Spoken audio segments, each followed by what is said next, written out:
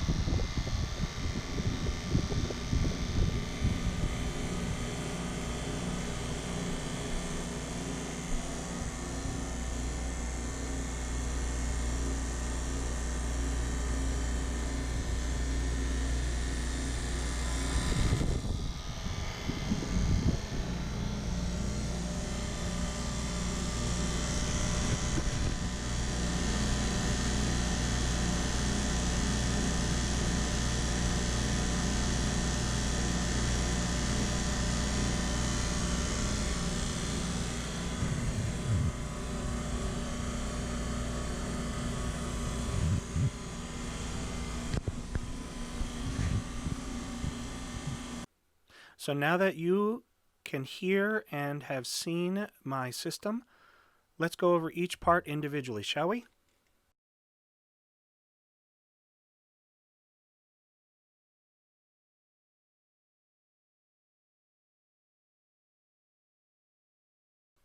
When I first got her in, the first thing I could think of was the only name fitting for such a machine, Charlene.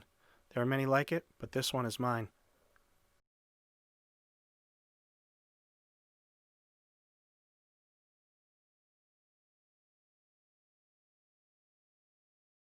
The first change that I made when I got the machine was to remove the 90-degree elbow from the drain valve and replace it with a PEX interface that goes into a standard garden hose.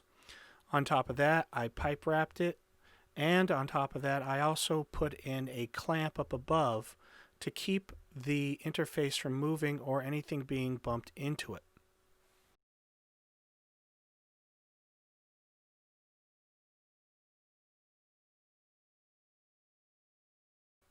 So what we have here is the waste bucket. A standard Lowe's 5-gallon bucket, a gamma lid with some holes drilled into it for ventilation, another PEX adapter, but with some conduit nuts. So basically, the water drains directly into the bucket with absolutely no chance of backfilling into the tube as you to go to finish a batch. This can take almost 12 batches of water without having to need to be drained.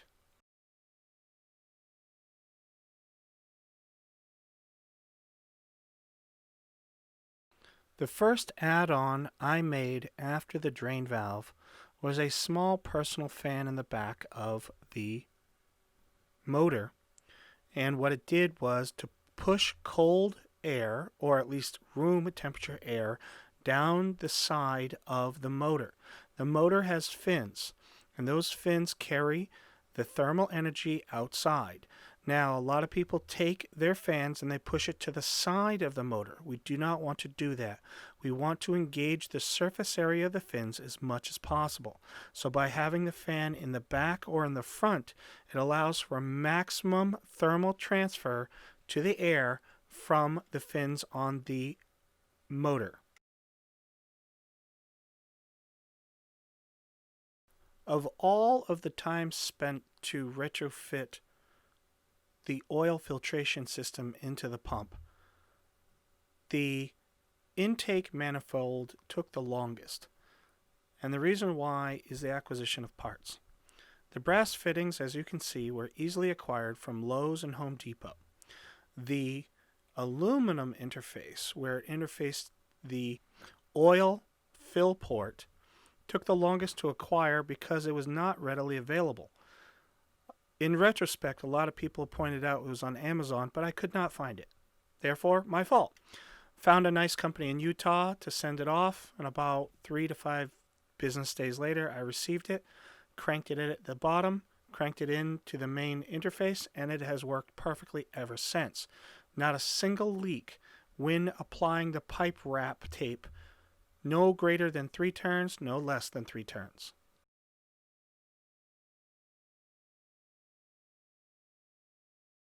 Now this is the output manifold. It's real simple. I was able to get a basic T, a reed valve, a bunch of pipe tape, hose clamps, and tubing. It's real simple. We use the main valve that came with the vacuum pump as a primary stabilizer, and it works incredibly well. Now, as you also look at the glass, the oil looks like it's sky high, and rightfully is, because it's running hot and the oil tends to move around, go all the way to the top, sometimes even go far below the oil fill level. But it always equals out when it's allowed to sit after a batch. Now we're going to watch the oil go in the left tube and enter into the R12T fuel water separator. From that, we're going to watch it spin around and go into the external mounted oil filter, and then leave and go into the actual pump. Now, if you noticed the jiggling of the tubing, that's because the motor or the fuel pump is actually vibrating quite violently. Now, some people may ask, well, that's not good, comma. Well, of all the entire system, the pump was the biggest pain in the buttuckus. And the reason why is this. I have gone through 4 different types of pumps. One was a pump from a coolant transfer kit. And that pump created so much cavitation that it turned the oil incredibly cloudy. It dropped my millitors no less than 900, ruining 2 batches in a row until the oil was completely changed out. The next 2 pumps were a different model of this pump, but a low flow. And that low flow was okay, but the problem was the oil was not changed out enough while the machine was operating. With this high flow model, it allows the oil to be changed out every 45 seconds. Now I have set my default dry time to 24 hours and my temperature to 130 degrees. Now doing the math, just in a standard 12 to 18 hour batch that the machine runs off of, an average of 1,600 to 2,200 times the oil has gone through that filter in its entirety. Now I want you to take a look at this pump and its mount against the wood. As you can see, there is a couple of rubber standoffs and a rubber grommet. Since this thing violently vibrates, that if you were to attach it directly to the wood, you could hear the reverberation through the entire table and through most of my basement. So it is not pleasant. So that's why I put those on there.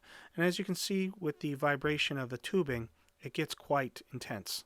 Now you can also see is that I decided to use a PoE or Power over Ethernet injector to power the pump. The pump requires 1 amp while the PoE injector can deliver up to 3.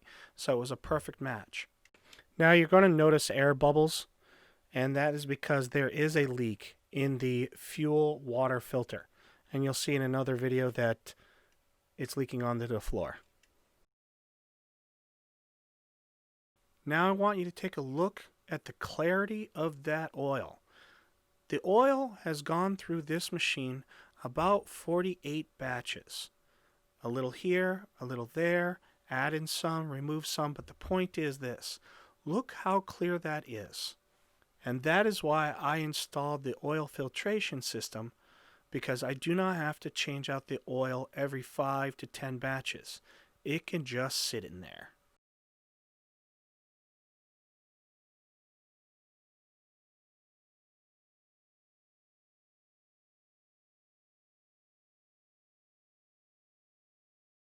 And that is my Dairyland bottles of oil. Now, this oil was bought a few months ago, and I have barely touched the first bottle.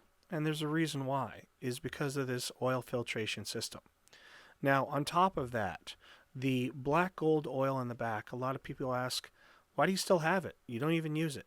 Well, if you notice, directly to the left of those bottles is a vacuum machine, which uses that oil because it has a mini vacuum pump in it as well.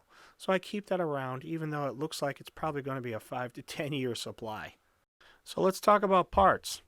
Now this is the primary heart of the oil filtration system, the high volume pump. This is taken directly off of Amazon, and there is another model which is the low flow. Do not get that. Now this is the fuel filter water separator model R12T.